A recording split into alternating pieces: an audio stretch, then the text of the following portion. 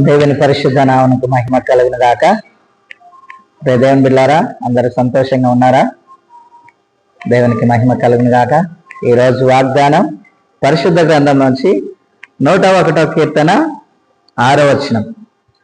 నా యొద్ద నివసించినట్లు దేశంలో నమ్మకస్తులైన వారిని నేను కనిపెట్టుచున్నాను. నిర్దోష మార్గమందు నడుచువారు నాకు పరిచారకులగుదురు. ప్రార్థన చేసుకుందాం. నమ్మదగిన దేవా, నెమ్మదినిచ్చువాడా, నీకు వందనాలు తండ్రి.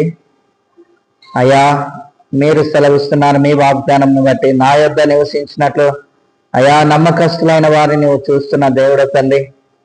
ఈ లోకంలో అయా నమ్మకంగా నీ కొరకు బ్రతుకుటకు నీ పిల్లలమైన మమ్మును అయా దినదినం నీ వాక్యం చేత బలపరుస్తున్న పరిశుద్ధుడా, అయా మేము నమ్మకంగా ఉంటూ నీ కృపలో నీ పరిచారకులుగా ముందుకు సాగుటకు కృప చూపండి.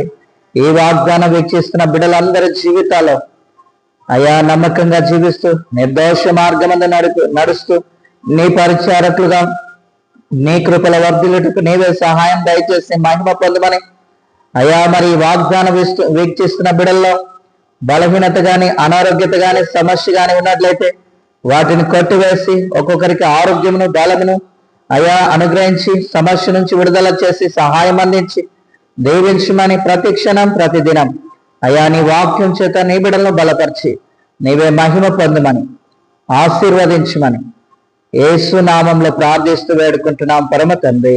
Amen. God bless you all.